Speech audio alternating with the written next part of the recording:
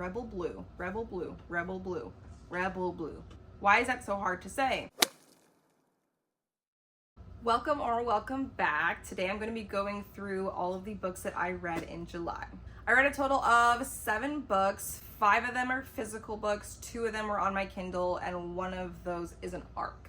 This is going to be completely spoiler free. If nothing else, I hate people who spoil things for others, so I really don't want to be that person, and I will never be that person. All right, let's get into it. First up, we have Reckless by Lauren Roberts. I rated this a 3.5 out of 5 stars. I honestly wasn't the biggest fan of this book. To be honest, I felt like a lot of this was very repetitive and extremely predictable. I know the author, Lauren Roberts, said that this book is going to be a little breather in between the first and the last book, but honestly, I found myself pretty bored. It took me a long time to actually get through this book, which I was really surprised because this book is my most anticipated read of the year for 2024. So I was really let down that it took me a long time to finish it and that I wasn't really interested in the story. The pacing of this book is slower than Powerless and honestly even Powerful. But like I said, the author Lauren Roberts did say that this was going to be slower pace. I did see a TikTok that said that go into this book thinking it's a romance and not a romantasy, and I feel like if I did go into that thinking that this was a romance, not romantasy, then I probably would have enjoyed it more. With that said, the third and final book in the Powerless trilogy does come out next year, and it's titled Fearless. Lauren Roberts did say that the last book in the trilogy is going to be way more action-packed than this one, so I'm not going to discard the whole series just because I didn't like this one. And I feel that when I do read the last book, I actually might have more of appreciation for this book, so I'm not going to count it out completely, but I just didn't enjoy it right now. Next up, we have Swift and Saddle by Lila Sage. This is the second book in the Rebel Blue Ranch series. I rated this 5 out of 5, okay? This is a 5-star read for me. And let me tell you, I ate this up. Done and Dusted and Swift and Saddle are honestly my first cowboy romances that I've ever read, and it's just it's so good. This book follows Wes and Ada, and honestly, they both have my heart. I fell completely in love with Wes. He is very much golden retriever boyfriend, and I love that for him. I did enjoy Done and Dusted, but I feel like I enjoyed this one a lot more, and that's why I rated this one a 5. This book was really short, and I don't mean that in a bad way. I actually love how short this is. It just gets to the point. I feel like nowadays a lot of romance books are just dragging on, and it's it loses my interest and I don't want to continue reading it. But this one and Done and Dusted are actually pretty short, and it gets to the point, and I love that about this series. The House Across the Lake by Riley Sager. I rated this a 3 out of 5 stars. If you watched my last video, I actually talked about this book a little bit, but I really feel like the first 100 pages were pretty slow. And then once things started to happen, I was like, okay, let's go. This is getting really good. I kind of anticipated it to be a 4-star read, once it started to pick up. But then the big twist came, and it just completely threw me left field. Now, I love a good twist. I really, really do. Especially a twist that you cannot predict. I love that.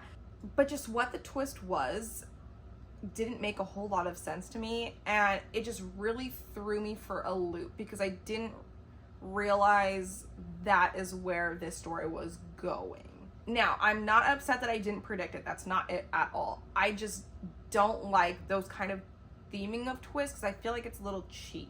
Other than that, there were actually some really, really, really good parts in this book that had me actually screaming and gasping. It was a lot of fun reading this, but the big twist, I wasn't a fan. So this story follows Casey. She is a widow and an ex-actress. She goes to her family lake house to take some time off after her husband passed away, and she notices a lot of weird things going on at the house across the lake, so she just stands at her dock with binoculars and watches. And yeah, there's really not much else I can say without giving away the whole twist. The 7-Year Slip. I rated this a 4 out of 5 stars. I completely fell in love with this book and did not want to put it down. Prior to reading this, I have seen it all over TikTok, and I was honestly getting FOMO, so I was like, I need to read this. This was just truly heartbreaking in a good way. Like, I feel like I'm going to be recommending this book for the rest of my life,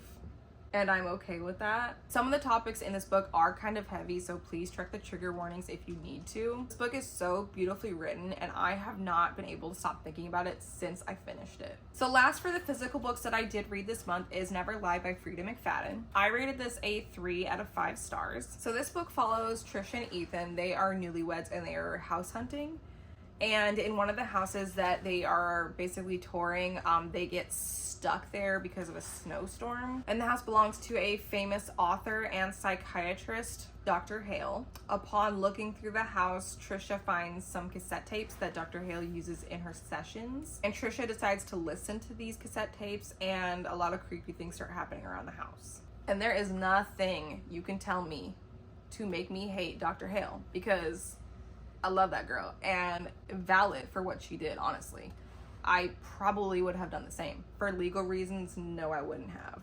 But she was valid, honestly. I thought this book was fun. It was a nice, fun read.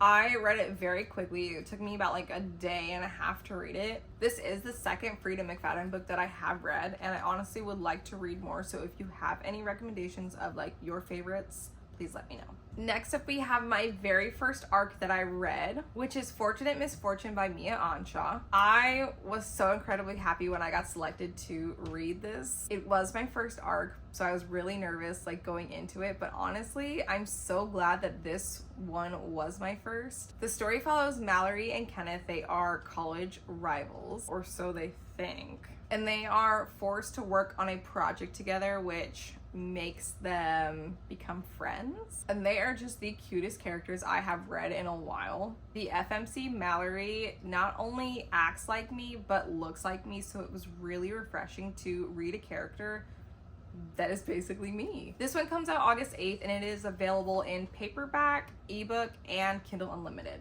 And the last book I read this month was Play Along by Liz Tomford. Play Along is the 4th book in the Windy City series. This book had Marriage of Convenience, Forced Proximity, and He Falls First.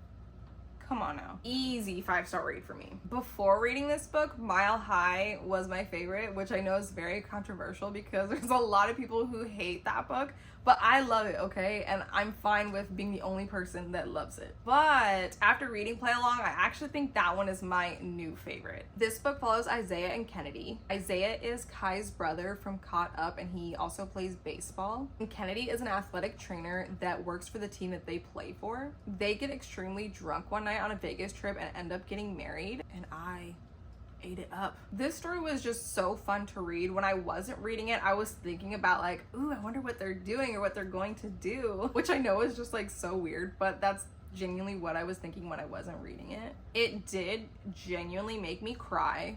Only once though. And out of all the characters in the Windy City series, I feel like Isaiah is my favorite now. There is just something about him I just gravitate towards, and I was honestly having so much fun reading his chapters. He is just I feel him, I get him. So those are the 7 books that I read in July. I feel like the genres were kind of like all over the place, but that's okay. It kept the month very fun. I'm trying to actively capture my genuine reactions to reading, so I'm doing that through TikTok and through Goodreads. If you would like to follow along there, I will have both of those links down below. If you've read any of these, please let me know your thoughts. Please keep it spoiler free, but I would love to know what you guys think about these books. As always, thanks for watching, and see ya!